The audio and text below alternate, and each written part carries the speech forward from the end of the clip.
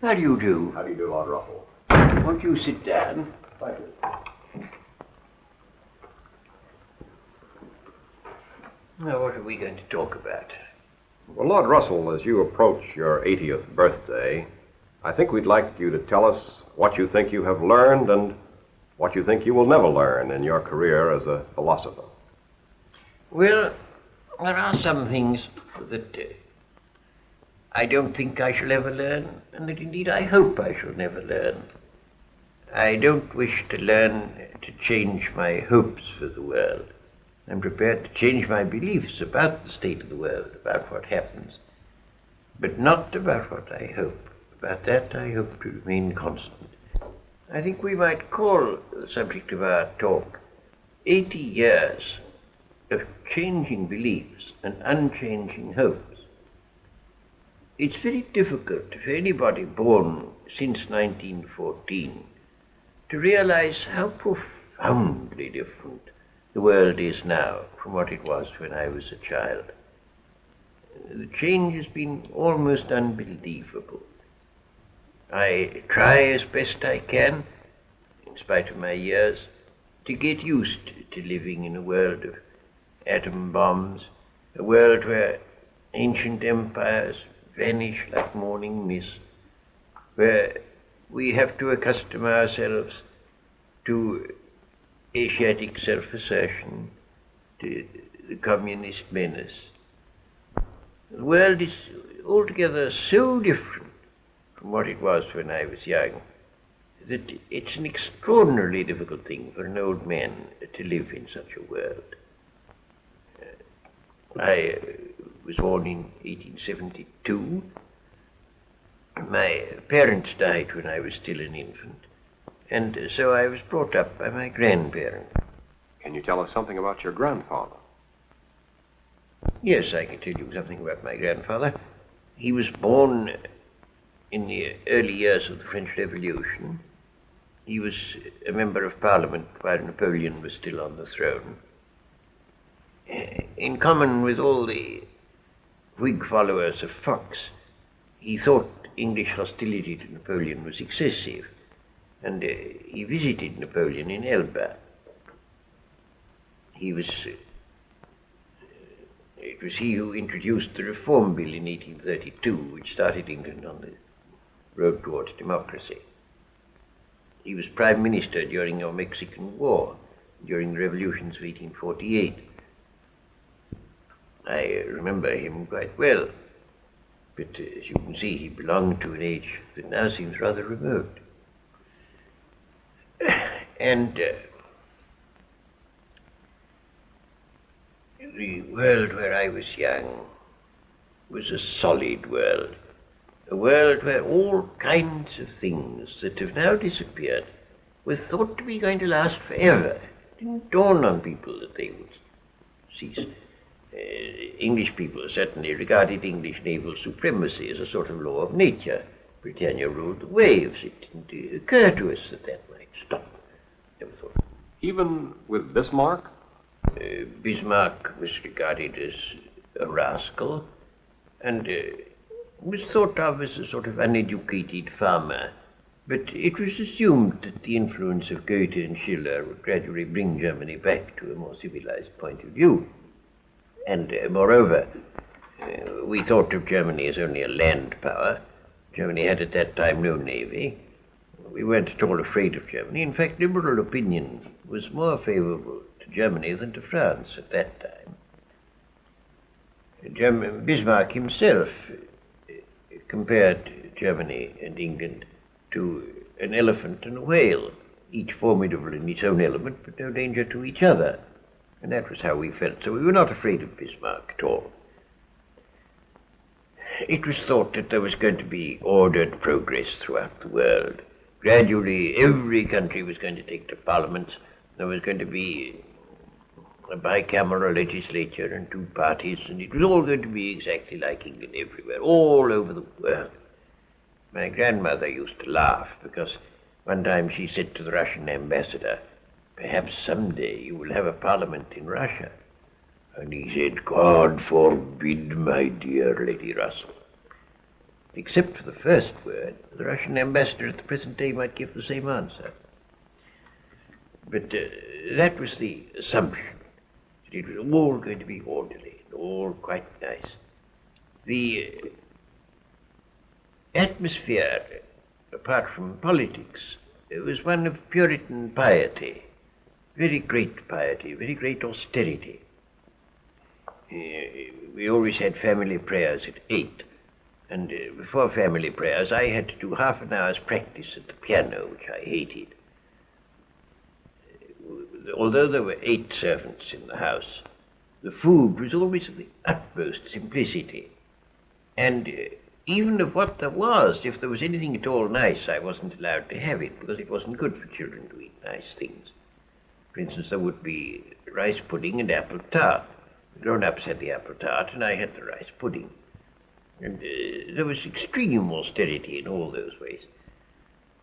My grandmother, until she was over 70, would never sit in an armchair until after dinner. Never. It's almost gone out, that sort of austere living by well-to-do people, which in those days was very common. When did you get to Cambridge? Oh, I got to Cambridge when I was 18. And that, of course, was a new world to me completely. I, for the first time, met people who, when I said anything that I really thought, didn't think it absurd. I'd learnt at home to say almost nothing about what I really thought. My people had a horror of philosophy, which interested me. And they would say every time philosophy was mentioned, philosophy is summed up completely in these 2 questions. What is matter? Never mind. What is mind? No matter. And at about the 60th repetition of this remark, I ceased to be amused by it. When I got to Cambridge, it was a great comfort to me to find people who didn't regard philosophy as absurd. So that I was very, very happy when I first got to Cambridge. I quickly got to know a great many people who became my lifelong friends. Most of them, I'm sorry to say, are dead now, but those who are still alive are still my friends.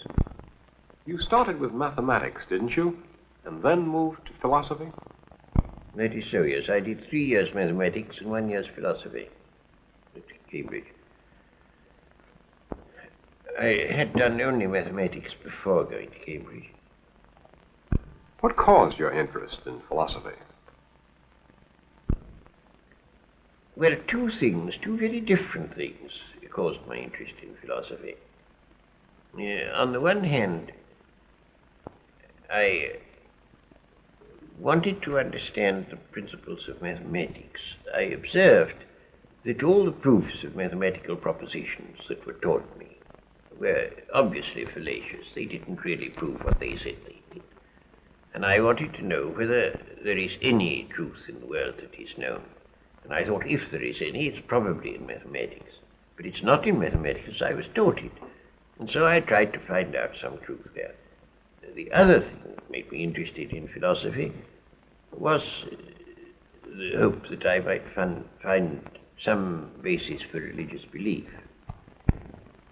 And did you find it? No, in the mathematical part of my hopes I was fairly satisfied. But in the other part, no, not at all. For a time I found a certain satisfaction in the Platonic eternal world of ideas, which has a sort of religious flavor and gave me a certain satisfaction. But then I came to the conclusion that that was nonsense, and I was left without any satisfaction to that set of my desires. And it remained so. So that as far as that goes, philosophy proved a washout to me, but not on the side of technical basis of mathematics. Wasn't it about here that you entered into what you called a life of disagreements? Yes, I disagreed first with my people about both about mathematics and about philosophy. They cared only about virtue. They thought virtue was the only thing of importance in the world. Mathematics, therefore, was unimportant because it has no ethical content. And philosophy was positively pernicious because they thought it undermined virtue. So that on that point I had a strong disagreement with my people. But as regards that, of course, that disagreement was, as far as my personal life was concerned, was solved by my living among academic people who didn't take that view, so that I got again into a circle of people with whom I was quite at home. But that was brought to an end by the First War, where I took a pacifist line. I was against the First War. I was not against the Second. Some people think that this is an inconsistency, but it isn't. I never, during the First War, said that I was against all war. I said I was against that war. And I still hold that view. I think that the First War was a mistake, and I think England's participation in it was a mistake. I think if that hadn't happened, you would not have had the communists, you would not have had the Nazis, you would have not had the Second World War, you would not have had the threat of a third. The world would have been a very much better place, I think. Germany, in the time of the Kaiser, was not uncivilized. There was a certain amount of suppression of opinion, but less than there now is everywhere except in England and Scandinavia. So it really wasn't very bad. For propaganda purposes, the Kaiser's government was represented as dreadful, but that was only talk. It wasn't really true. Your opinions today in regard to Russia are not altogether friendly. Did you always feel that way about the Bolsheviks? Yes, and that caused another violent disagreement. Owing to my pacifism during the First War, I'd become estranged from what you might call conventional people. And then I went to Russia in 1920 and found that I abominated the Soviet government. I thought they were dreadful people already and becoming more so, and sure to go on becoming more so. And so then I had to break with all the people who endured my pacifism, who all liked Russia or thought they did. So that I was left in a very great isolation at that time. But, however, I escaped some of the pain of it by going to China, where I spent a very happy year. I liked the Chinese very much. And there I found people that I could agree with and that I could like. Any conclusions about China? Oh, I don't know about conclusions. I don't think I came to any particular conclusions. I continued to think as I had thought before, that democracy is the best form of government where it'll work. It didn't work very well in China. It wasn't working at all. And one could see that it wouldn't work there. They hadn't the political experience. But I thought it would work there in time, and I dare say it would have done if circumstances had been a little more propitious. On your return, the focus of your interests changed, didn't it? Yes. Owing to the birth of my two elder children, I became very much interested in education. And at first, especially in education in the very early years. I didn't like the old-fashioned schools for a number of reasons. I didn't altogether like the progressive schools, though in some respects I thought them much better than the older ones. But there were some things about progressive schools, at least about most progressive schools, that I didn't feel were right. I thought they didn't pay enough attention to instruction. It seems to me that in our technically complex world, you can't play any important part unless you have a very considerable amount of actual knowledge. And I don't think that most children will acquire much knowledge unless there is a certain amount of discipline in school. I think that the degree of discipline required for acquiring knowledge ought to be insisted upon, and isn't sufficiently insisted upon in a good many modern schools that I know. Did you change any of your opinions in that regard? Well, I suppose to some degree. I tried running a school of my own because I wasn't satisfied with other schools. I haven't the talents of an administrator, and I wasn't satisfied with the school that I tried to run. Fortunately, at just about that time, a certain modern school that I was interested in became, I thought, quite good enough, and I was satisfied with that. I have, I suppose, changed my opinions not only about education, but about a good many things, as a result of seeing the kind of nefarious things that people do. I think that freedom is not a panacea for all things. I think there are a good many matters in which freedom should be restrained. Some of them things in which it's not sufficiently restrained at present. In the relations between nations, there ought to be less freedom than there is, I think. And to some degree this applies in modern education too. I think that some progressive schools certainly have more freedom than you ought to have. There are some freedoms that I think very desirable in education. Now, in the old-fashioned school, if a child uses a swear word, it's thought worse than if he commits an unkind action.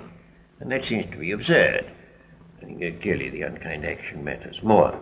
And in that sort of way, I don't like the old-fashioned way. I also think that children should be free to explore the facts of life to a degree that they're not when they're brought up in an old-fashioned way. I think there should be free speech. There are a number of things that I like very much about modern education. But both in education and in other matters, I think that freedom must have very definite limitations where you come to things that are definitely harmful to other people or things that prevent you yourself from being useful, such as lack of knowledge. So that there are those respects in which I suppose I should lay less stress on freedom than in former times. Do you still believe in the importance of abstract philosophy? Well, now that's a very difficult question. I have myself a passion for clarity and exactness and sharp outlines. For some reason that I've never understood, this makes people think that I have no passions, that I'm a cold fish. I don't know why, but it does cause people to think that. I don't myself think that's altogether just, so that's neither here nor there. But I do like clarity and exact thinking, and I believe that very important to mankind, because when you allow yourself to think inexactly, your prejudices, your bias, your self-interest comes in ways you don't notice. And you do bad things without knowing that you're doing them. Self-deception is very easy. So that I do think clear thinking immensely important. But I don't think philosophy in the old-fashioned sense is quite the thing the world needs nowadays. I think the needs of the world are different from that. Well, just what do you feel today's needs are? Well, of course, the needs depend on what a person's capacities are. But if I were now, at this moment, a young man, whether in England or in America, I should not take to philosophy. I should think there were other things better to take to. If I had the necessary capacity, I think I would be a physicist. If my capacities didn't run in that direction, I should think that history, psychology, mass psychology especially, theory of politics, things of that sort are much better worth working at than pure philosophy. And it's that sort of thing that I should take to if I were now young. Lord Russell, what do you think the world needs to reach a happier state? Well, I think there are three things that are needed if the world is to adapt itself to the Industrial Revolution. The troubles we are suffering now are essentially troubles due to adapting ourselves to a new phase of human life, namely the industrial phase. And I think three things are necessary if people are to live happily in the industrial phase. One of these is world government. The second is an approximate economic equality between different parts of the world. And the third is a nearly stationary population. I'd like to say a little about each of those.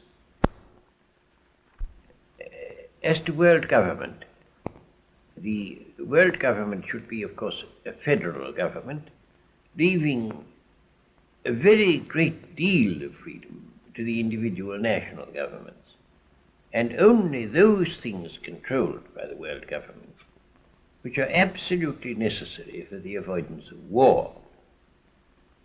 The most important and the most difficult of these is armed forces.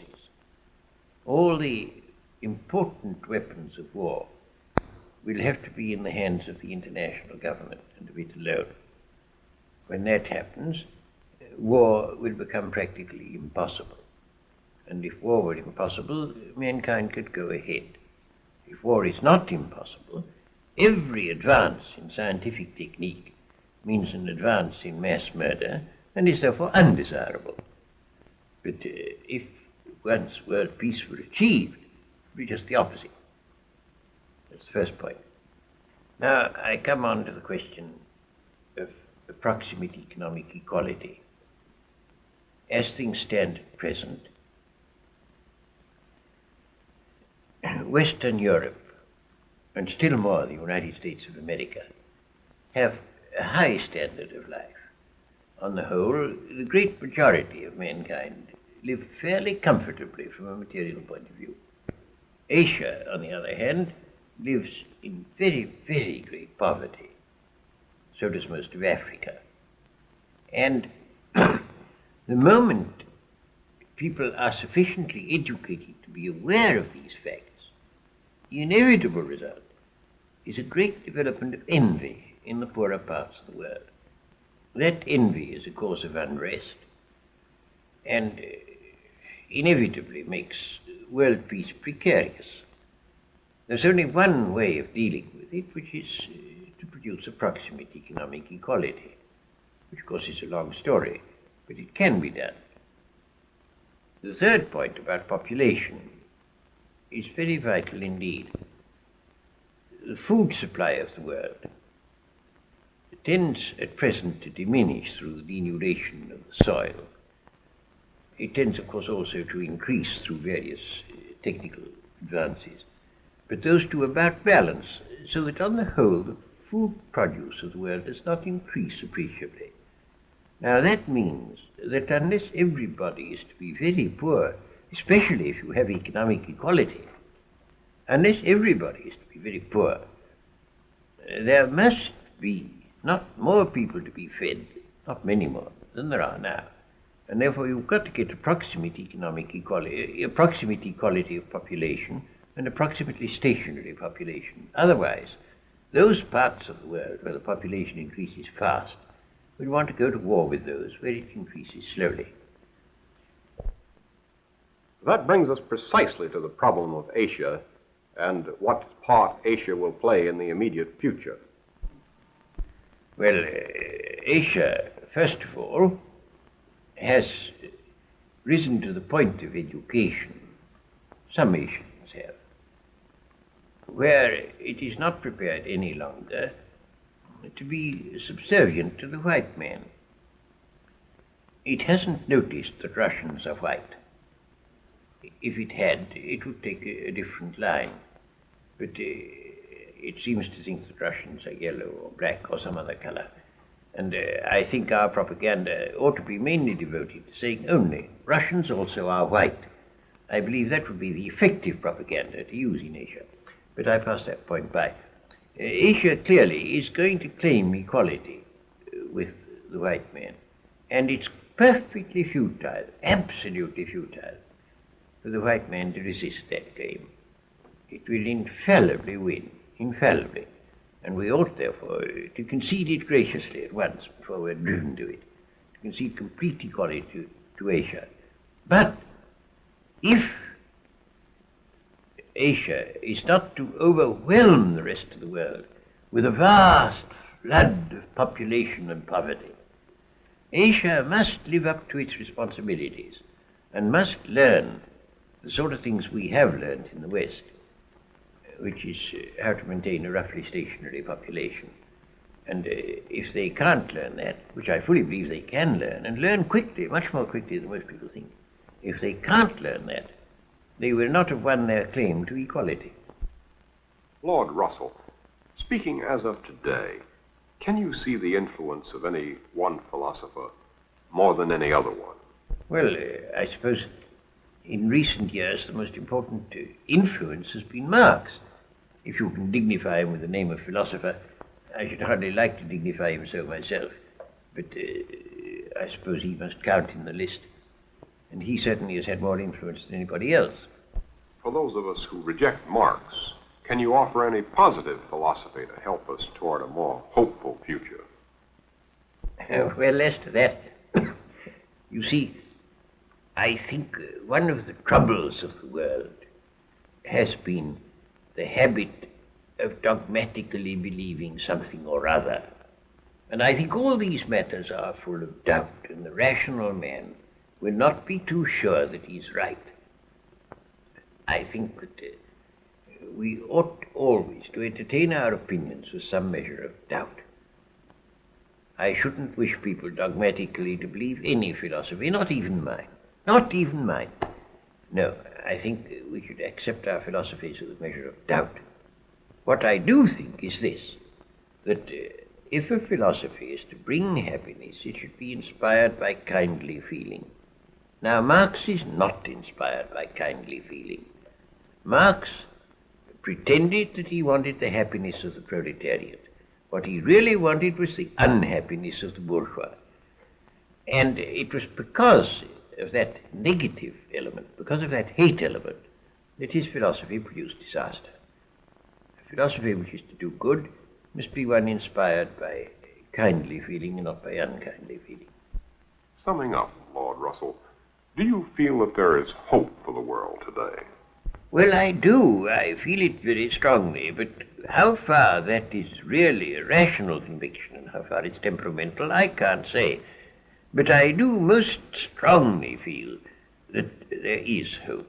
There may be very dreadful times ahead of us. I dare say there are.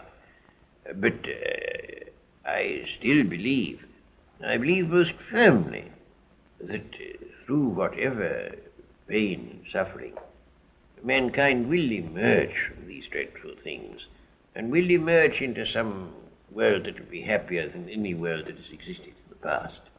I'm firmly persuaded of that. What I don't know is how long it will take.